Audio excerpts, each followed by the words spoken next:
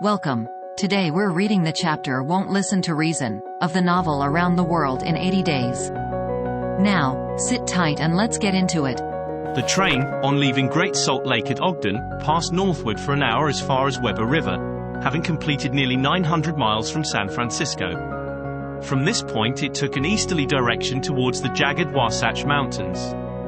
It was in the section included between this range and the Rocky Mountains that the American engineers found the most formidable difficulties in laying the road, and that the government granted a subsidy of $48,000 per mile, instead of $16,000 allowed for the work done on the plains. But the engineers, instead of violating nature, avoided its difficulties by winding around, instead of penetrating the rocks. One tunnel only, 14,000 feet in length, was pierced in order to arrive at the Great Basin. The track up to this time had reached its highest elevation at the Great Salt Lake. From this point it described a long curve, descending towards Bitter Creek Valley, to rise again to the dividing ridge of the waters between the Atlantic and the Pacific. There were many creeks in this mountainous region, and it was necessary to cross Muddy Creek, Green Creek, and others, upon culverts. Passepartout grew more and more impatient as they went on, while Fix longed to get out of this difficult region, and was more anxious than Phileas Fogg himself to be beyond the danger of delays and accidents, and set foot on English soil. At 10 o'clock at night the train stopped at Fort Bridger Station, and 20 minutes later entered Wyoming territory, following the valley of Bitter Creek throughout. The next day, the 7th of December, they stopped for a quarter of an hour at Green River Station. Snow had fallen abundantly during the night, but, being mixed with rain, it had half melted, and did not interrupt their progress. The bad weather, however, annoyed Passepartout, for the accumulation of snow, by blocking the wheels of the cars, would certainly have been fatal to Mr. Fogg's tour. What an idea, he said to himself. Why did my master make this journey in winter? Couldn't he have waited for the good season to increase his chances? While the worthy Frenchman was absorbed in the state of the sky and the depression of the temperature, Aouda was experiencing fears from a totally different cause.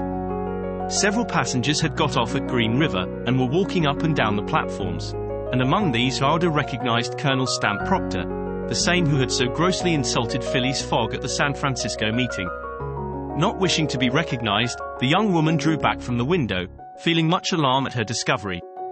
She was attached to the man who, however coldly, gave her daily evidences of the most absolute devotion. She did not comprehend, perhaps, the depth of the sentiment with which her protector inspired her, which she called gratitude, but which, though she was unconscious of it, was really more than that. Her heart sank within her when she recognized the man whom Mr. Fogg desired, sooner or later, to call to account for his conduct. Chance alone, it was clear, had brought Colonel Proctor on this train, but there he was, and it was necessary, at all hazards, that Phileas Fogg should not perceive his adversary. Aouda seized a moment when Mr. Fogg was asleep to tell Fix and Passepartout whom she had seen. That Proctor on this train, cried Fix. Well, reassure yourself, madam, before he settles with Mr. Fogg, he has got to deal with me. It seems to me that I was the more insulted of the two. And, besides, added Passepartout, I'll take charge of him, colonel as he is. Mr. Fix, resumed Aouda, Mr. Fogg will allow no one to avenge him.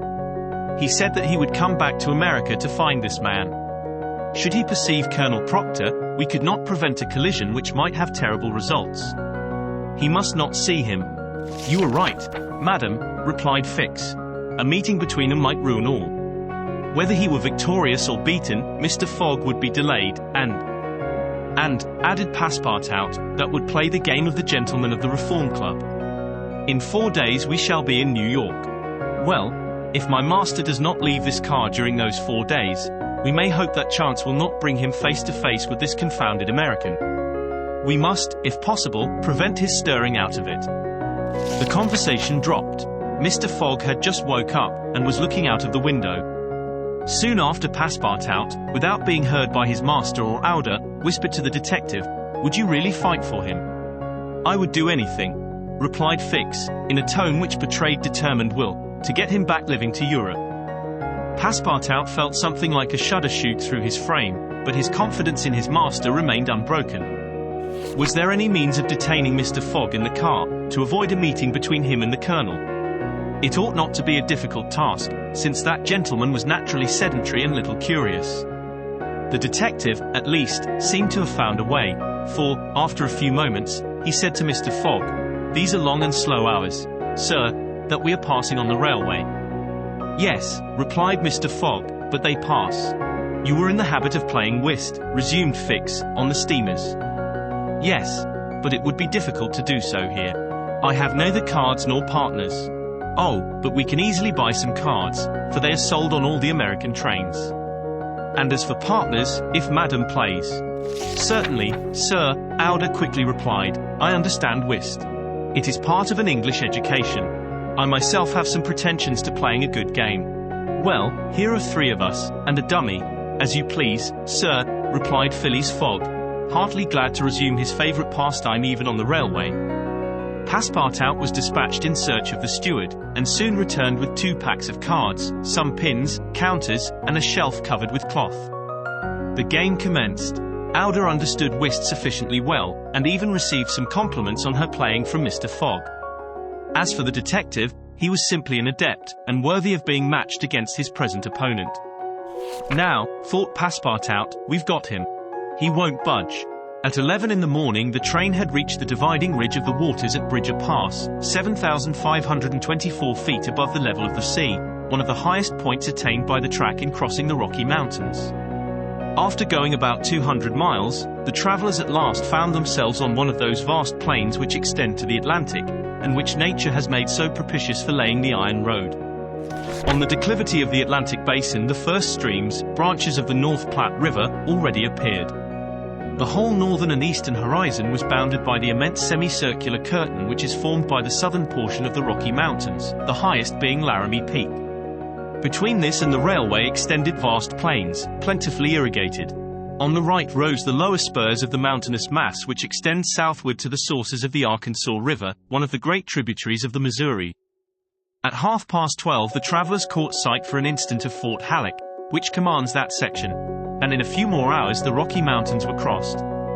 There was reason to hope, then, that no accident would mark the journey through this difficult country. The snow had ceased falling, and the air became crisp and cold. Large birds, frightened by the locomotive, rose and flew off in the distance. No wild beast appeared on the plain. It was a desert in its vast nakedness. After a comfortable breakfast, served in the car, Mr. Fogg and his partners had just resumed whist, when a violent whistling was heard, and the train stopped. Passepartout put his head out of the door, but saw nothing to cause the delay. No station was in view. Aouda and Fix feared that Mr. Fogg might take it into his head to get out, but that gentleman contented himself with saying to his servant, "See what is the matter." Passepartout rushed out of the car. 30 or 40 passengers had already descended, amongst them Colonel Stamp Proctor. The train had stopped before a red signal which blocked the way. The engineer and conductor were talking excitedly with a signalman, whom the station master at Medicine Bow, the next stopping place, had sent on before. The passengers drew around and took part in the discussion, in which Colonel Proctor, with his insolent manner, was conspicuous. Passepartout, joining the group, heard the signalman say, "No, you can't pass. The bridge at Medicine Bow is shaky, and would not bear the weight of the train." This was a suspension bridge thrown over some rapids, about a mile from the place where they now were. According to the signalman, it was in a ruinous condition, several of the iron wires being broken, and it was impossible to risk the passage. He did not in any way exaggerate the condition of the bridge. It may be taken for granted that, rash as the Americans usually are, when they are prudent there is good reason for it.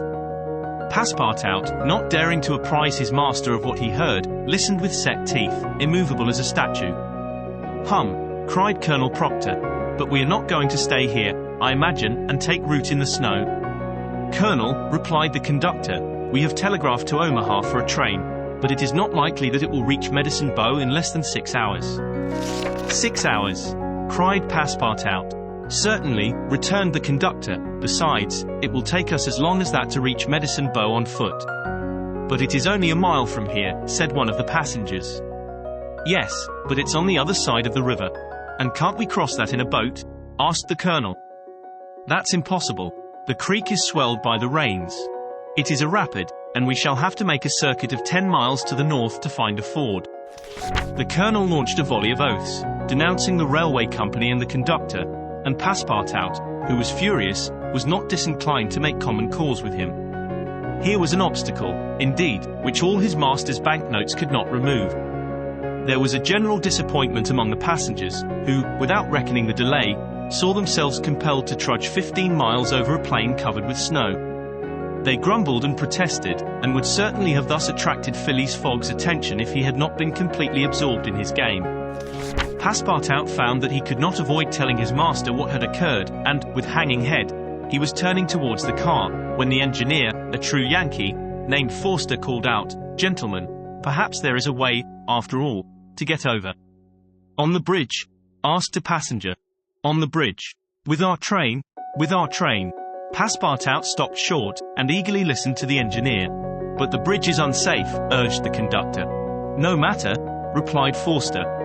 "I think that by putting on the very highest speed we might have a chance of getting over." "The devil," muttered Passepartout. But a number of the passengers were at once attracted by the engineer's proposal, and Colonel Proctor was especially delighted, and found the plan a very feasible one.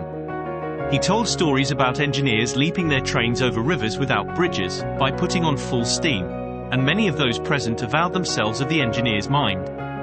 "We have 50 chances out of 100 of getting over," said one. 80, 90. Passepartout was astounded, and, though ready to attempt anything to get over Medicine Creek, thought the experiment proposed a little too American. "Besides," thought he, "there's a still more simple way, and it does not even occur to any of these people." "Sir," said he aloud to one of the passengers, "the engineer's plan seems to me a little dangerous, but—" "80 chances," replied the passenger, turning his back on him. "I know it," said Passepartout, turning to another passenger, "but a simple idea." "Ideas are no use," returned the American, shrugging his shoulders, "as the engineer assures us that we can pass." "Doubtless," urged Passepartout, "we can pass, but perhaps it would be more prudent." "What? Prudent?" cried Colonel Proctor, whom this word seemed to excite prodigiously. "At full speed, don't you see, at full speed." "I know I see," repeated Passepartout, "but it would be, if not more prudent, since that word displeases you, at least more natural." "Who? What? What's the matter with this fellow?" cried several. The poor fellow did not know to whom to address himself. "Are you afraid?" asked Colonel Proctor. "I afraid? Very well. I will show these people that a Frenchman can be as American as they." "All aboard!" cried the conductor. "Yes, all aboard," repeated Passepartout, and immediately. "But they can't prevent me from thinking that it would be more natural for us to cross the bridge on foot, and let the train come after." But no one heard this sage reflection, nor would anyone have acknowledged its justice. The passengers resumed their places in the cars. Passepartout took his seat without telling what had passed. The whist players were quite absorbed in the game. The locomotive whistled vigorously. The engineer, reversing the steam, backed the train for nearly a mile, retiring, like a jumper, in order to take a longer leap. Then, with another whistle, he began to move forward.